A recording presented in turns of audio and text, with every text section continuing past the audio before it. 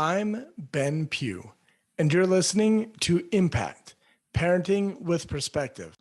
This podcast is all about helping parents manage the mental and emotional drama that comes with parenting teens so they can focus on what's most important, building rock-solid relationships and having a powerful impact on their teen's life. Join me each week as I dive into real tools to help you and your teen turn struggles into strengths. All right, guys, welcome to the podcast. It's going to be a good one. I have a guest who I would more officially call her my co-host. We're going to do a series of podcasts. I don't know how long this will last because eventually Cortni is going to get sick of me. But we're going to do a series of podcasts, and I think we're even going to put these on YouTube. And Cortni is going to be my co-host. And if I accidentally ever call her Connie, just know that she will never let me live that down. So I did it once, and then she messed up the whole internet. But anyways, Cortni, go ahead. Tell us just a little bit about yourself and why you're so awesome. Ooh, start with that part. Why are you so awesome? I haven't figured that part out yet. I just am.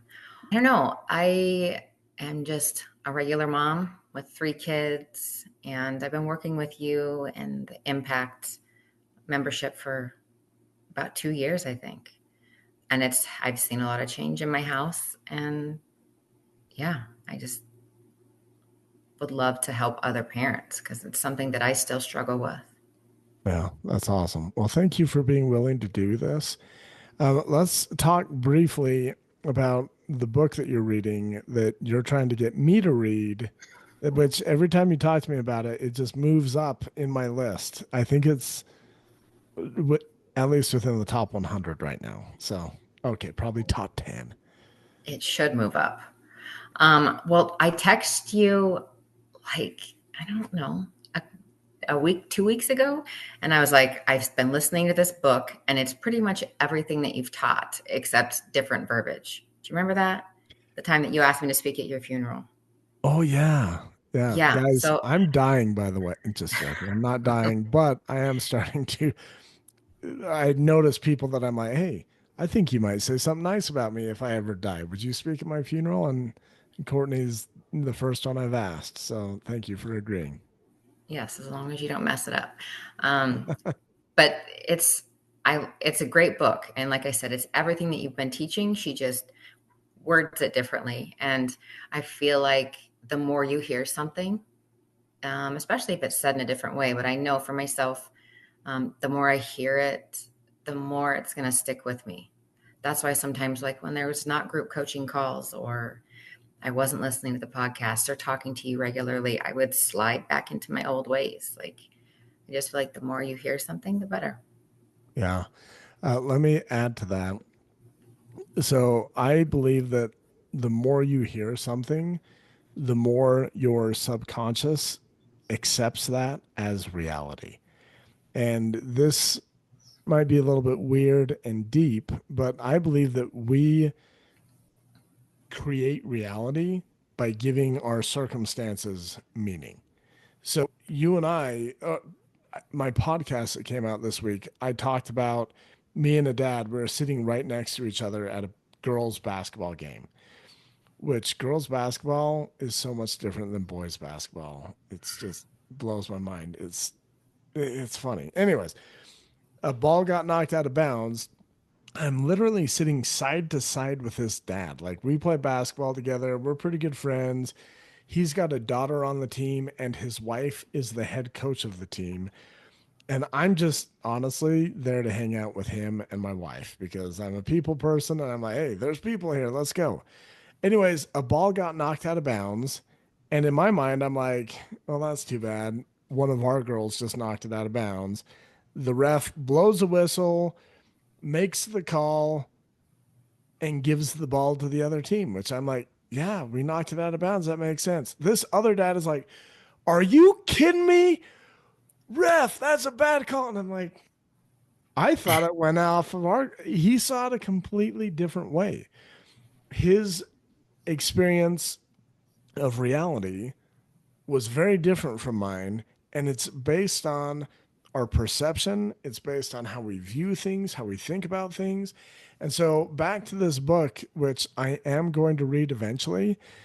I'll tell you later why I haven't yet read it. But, anyways, when you can hear things that are important to you, which, by the way, this is important, if you can identify, we'll use parenting as an example. If you can identify, hey, this is the type of mom that I want to be, you will attract things to you that will help support you in that vision. And so you found me, I think, through your sister. Is that correct? Yes. Yeah. So the universe is like, Courtney, you and Ben, he can help you. And the universe is like, Ben, here, Courtney can help you too. She'll help inspire you. She's a part of your membership. She's helping feed your family. Hey, thank you for helping me feed my family. And now the like God sees what's going on. He's like, oh well, here's another version. And one of the things that I think sets me apart in the realm of parenting, I feel like most parenting experts unintentionally focus more on the children than they do the parent. And I am almost too much to the opposite sometimes. I'm like, no, your kids are irrelevant. Like, it doesn't matter if your kid accidentally lit a school bus on fire. Who do you want to be as the mom? It doesn't matter if your kid is deciding that he wants a far inferior sport to play, which anything that's not football is inferior. Anyways, you get to choose what kind of mom do you want to be. So before we hit record, you were saying that we should talk about like focusing on what you can control, what you can't control. Do you remember exactly what you wanted to talk about with that? Kind of. Yeah, no, I just thought something that would be good to talk about now would be experiences that I'm going through, like currently, and that I've dealt with in the last week or two, and something that you've helped me with um, is just focusing on things outside of my control. My son plays basketball, and I've had a lot of issues with the coach and the whole basketball program at his school and the communication from them. And it's just the lack of communication caused me to go 40 minutes north, and I checked my son's location for the basketball game, and he's 20 minutes south, and I get there, it's $15 to get in for one game, and I sit and watch, and he didn't play 1 minute. And it's like it was just festering and boiling, and I just got really upset, and I just felt myself going all weekend from like rage to tears and rage and tears, and I just felt like I couldn't get a hold of myself, and I didn't know why. And Monday morning came around, and I dropped my kids off at school, and I stayed in bed, and I'm like, I don't want to lose it on anybody today. I'm just staying in bed. And finally, like 1 o'clock hit, and I think I texted you, and I was like, hey, are you at work? Like, and you're like, I I can be available. What's up? And then I was texting out my long story, and you called me, and you said something like, when you feel out of control or something, you're out of alignment with who you want to be, or your values. Um, and that's where I was. I was just, I behaved in a way that was not who I want to be. And I was worried about so many external factors that really shouldn't get to me. And once I was able to let all of that go, it felt so much better. It Yeah. felt so much better. Yeah. That's beautiful. I love the way that you say that.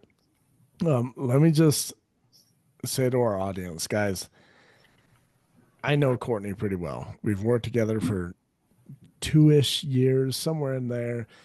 We have escaped escape rooms together with one of her children. That was pretty fun. Like, we should totally do that again. Next time you come to Utah, let me know and we'll just plan something awesome.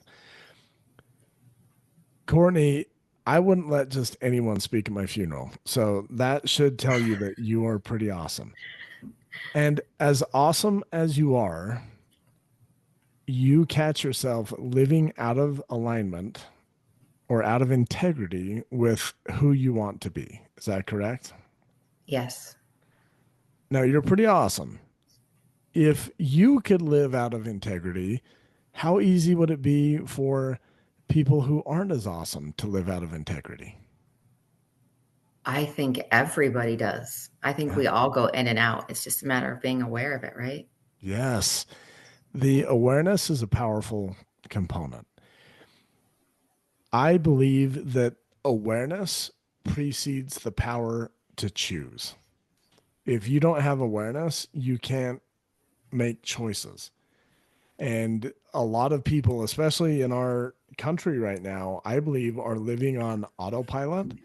And until they want to get awareness, they're going to keep living on autopilot. And then once you get awareness, that's when you have the power to choose. Like, oh, this happened just the other day with my 9 year old. And I can't even remember what he said, but I was like, dude, what would happen if you talk to your teacher that way? And he's like, I would never talk to my teacher that way. I'm like, why not? Because she'd take away my recess. I'm like, yeah, because what you said was rude.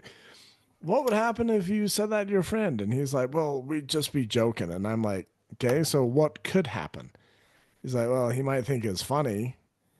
I'm like, who do you think would be laughing at this joke? And he's like, other people in my classroom. I was like, who do you think wouldn't be laughing? And he's like, my friend that I said the mean thing. Like, it's just helping expand their awareness so that they can then make better choices. Now, the reason I believe you and I are here together is because you, Courtney, are a powerful example of being willing to expand your awareness. And that's the most impactful way that you can teach this concept to your children. Which, by the way, you're living this. How well would you say your teenager is doing at following your example? When I am living it, um, good. I mean, I remember my uncle said when we first moved here, kids emulate someone, and it is a fact. If we can't control our emotions, if we like, our kids will do the same thing. They learn that stuff from us. They learn how to handle, like, if the littlest thing makes us fly off the handle, our kids will learn that. Yeah. Um, I've become very aware of that, especially seeing some behaviors in my younger kids. I'm like, wow, I know where they got that. Yeah. Dad, no, or me. It's always the But dad, darn it. yeah, um, it, so it- Here's the thing I've noticed. My teens do not do a good job of following my example. Not as well as I would like them to. Let's say that. But that's something outside of my control. And the thing that I want to do is give my children an example so that when they like the title of this book that I've never read, so maybe this is an ill-informed statement, but the title, the let them theory, like let your kids do stuff, let them figure it out. What I want to do is I want to give my kids a powerful example so that as I let my kids make their own choices and live life, if they ever decide, man, this isn't working for me, they have another example to fall back on. Well, this is how dad would have handled it, or this is how mom would have handled it. That's like the most impactful thing you can do for the good of your children is to simply be the best version of yourself. hmm they're not going to do what we tell them to do. Why would they do that? They will live how we live, even though it might not be right away. Like we teach them through how we live and our example, like you said. Yeah.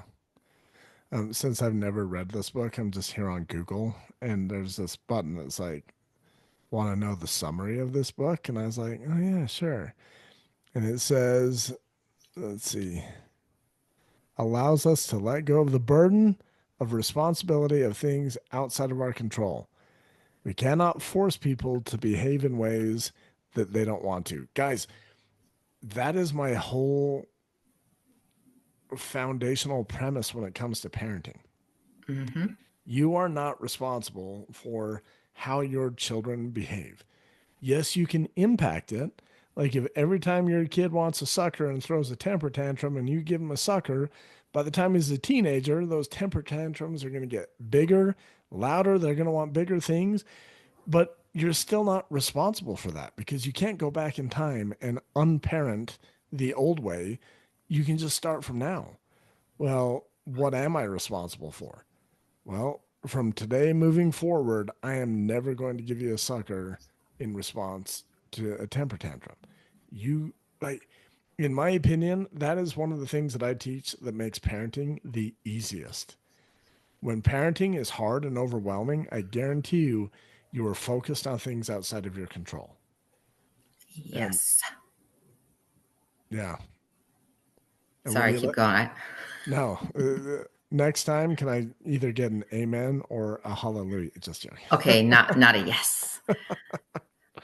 But Also, the thing is, if we can, like, when I get overwhelmed in life, like, it's hard building a business and working another job and coaching high school sports and trying to be the dad that I want to be.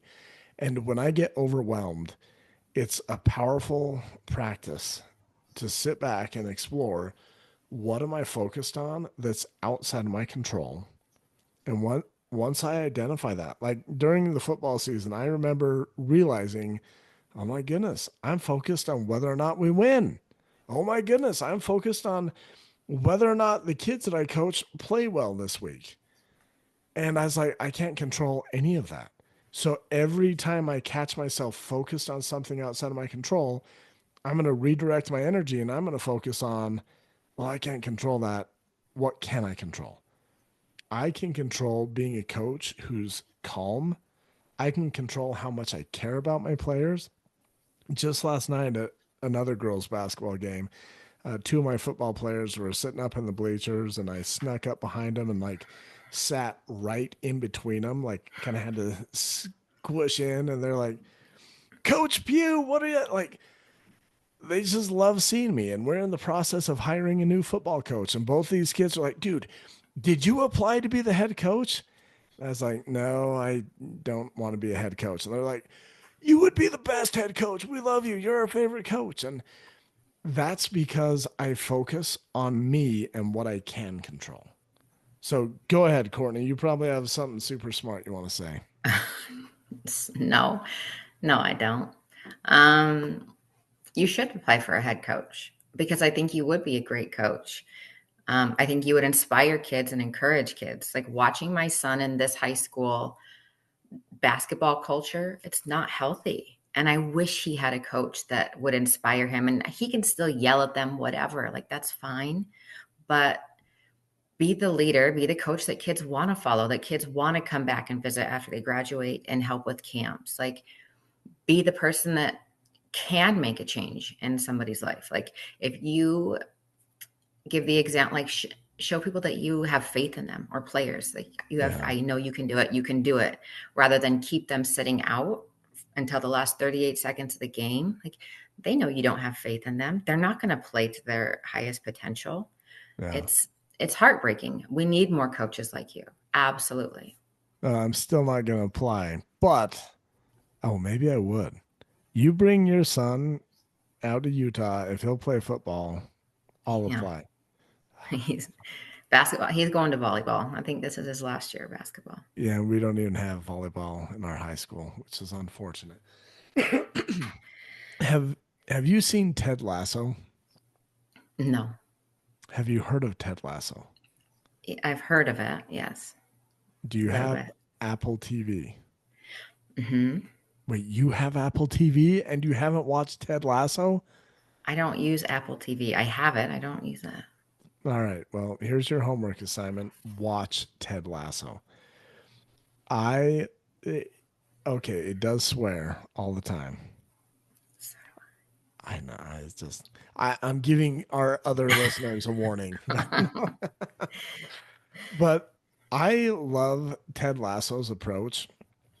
I've watched it like 5 times, and it's like a 3 season series. That's how much I love it. And when most people are like, man, what would Jesus do? I'm over here like, man, what would Ted Lasso do? How would he handle this? But there's this point where he talks about like, I want to help. So he coaches soccer in England, and he's a football coach from America who goes to England. It's a really good show. But he talks about, no, I want to help these young men become better men. He's like, I'm not worried about winning or losing. That's my concern. And the thing that I've found, when you're concerned with the well-being of the athlete or the young adult, winning is a happy byproduct. And this is probably why I don't think I'd be a good candidate for the head coaching job. I wouldn't want to be overly concerned about winning or losing. In my opinion, whether you win or whether you lose is very much outside of your control. When I was a little league coach, we were winning a football game by a significant margin. And my best player broke his leg in that game. And then my quarterback went down because he was hurt. And we ended up losing that game.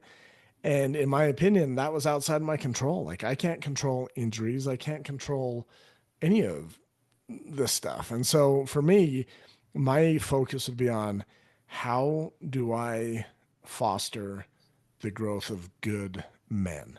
And I believe our world right now has a need for quality young men, young women, and our mistake is that we're focusing on the young men and the young women. Like, we put so much money into like schools and into opportunities for young men and young women, which is important. But guys, we need to bring that focus back inward. If I want to help raise a better generation of human beings, how can I be a better human being? Yeah. So, Yeah. Absolutely. I think by being that kind of coach and being someone that wants the best for everyone, it creates a good team environment. And I think you'll just start winning by default. Your players will be more confident. They will encourage each other. They will, it's amazing what a good attitude can do. And if you have faith in yourself, if you feel like your team has faith in you and your coach has faith in you, you'll make it happen. yeah, I kind of see it as like this expansive growth where you become capable of so much more. We lost to a team last year. I think it was like 72-0. And they were graduating 40 seniors. I think we were graduating 8, and 2 or 3 of them quit the last few weeks of football because it's just the culture that we're dealing with. Like, I look Mm-hmm. at my little team and I'm like, man, I don't think there's any way that we beat that other team who, if I remember right, they went on to win state in our level of competition. But man, if I can help start expanding the team, like, they couldn't even get up and consistently come to weights in the morning. Man, if we expand and now you can come to weights every morning, now you're getting bigger, faster, stronger. Gosh, all these parents that are listening, they're like, Ben, we don't care about freaking sports. We just want, how do we parent better? Guys, it's this way. Let go of things outside of your control. Let your teens manage that. That's empowering. That's how you empower your teen. But all of that attention, and guys, I've seen you out there. Some of you moms and dads focus so much on things outside of your control. If you let go of those and bring that focus inward, you're not going to know what to do with yourself. You're going to be like, yeah, but I always nag my kid about this, or we always argue about this. And now that you don't, like, you can bring that back in. How can I be the dad I want to be? Cortni, let's wrap this thing up. Anything that you want to say before we sign off? Yeah, really quick. I'll try to make it really quick. Um, so when it comes to like things that I can't control, so I wanted my son to talk to his coach about his playing time because it varies. And for like the last 2 games, he didn't play. And there was another dad, and he's like, you need to, he talked to William and he's like, you need to talk to the coach. We need you. We can't win without you. And then that fueled my fire. I'm like, if this outsider is like saying like, we need you, and his son plays 90% of the time, so why would he be worried about my son? I like, and so then I started getting on William again and trying to control something I couldn't. And I was like, listen, it's not just about basketball. It's a life lesson. I want you to learn to advocate for yourself and stand up for yourself. And, you're going to have to do it all the time. And I remembered you taught me at the very beginning, when you plant a seed, it doesn't automatically sprout. Like you can water it, whatever, but they will sprout when they're ready. And you can't, you said, what are you going to do? Pull the seed out and like pry it apart because you want it to sprout now. Like our kids will learn those lessons when they're ready for them. And I thought about that. And then in the Let Them Theory book, she was talking about um, controlling something else. So it applied really well to this. I wanted to talk to the coach. All of a sudden, this one coach had like a tracksuit and shoes and a backpack for $200. Like the whole team was going to get it and they were going to match. Well, I thought that was long gone. We only have a month left in the season. And William's like, I need a check for $200 for this. And I'm like, but I'm like, I don't really want to invest in something because I kept asking him to talk to the coach. He's like, I don't care if I play. I don't care. And I was like, why do I want to continue to invest if you don't care? Like, so it's not that I was withholding it from him and I wasn't holding it hostage from him, but I'm like, do you see that I don't want to invest in this if you don't want to invest in it? Long story short, he eventually talked to the coach. And I did end up giving him like the $200, but I was proud of him for talking. And if he plays tonight or not, I don't care. But the fact that he was brave enough to talk to the coach, I'm proud of him. And me forcing him was not going to work. Yeah. Yeah. So Yeah. Awesome. the short version, the long Yeah. version. We'll get to the long version later. But that, yeah, I agree. So is he playing a game tonight? Yeah. He plays a game and then we head to Milwaukee for a volleyball tournament. Awesome. Yeah, my son plays tonight too. And then so he'll play the sophomore game, play a little bit in the JV game, and then he'll ride the bench for the varsity game. But that's okay. At No, it least he's really on is. the bench for varsity. He's not. He can choose to take up one of the last seats if he wants, but yeah, if it's Oh, not him, it'll be like oh, one of the coach's kids or something. I don't know. But okay. Well, guess what, guys? We're gonna do this again. Um, eventually, I'm gonna have Cortni. I don't know, just kind of slowly just tell us a little bit about who she is, but just know she's a mom just like you. I'm not just like you, but I guarantee you, if you guys sat down for a minute, you'd realize, oh, hey, we're dealing with a lot of the same stuff. But anyways, Cortni, thank you for being my co-host. I think the world of you, and we'll do this again soon. ditto. Look forward to it. All right, guys, thanks for being here. I'll see you later.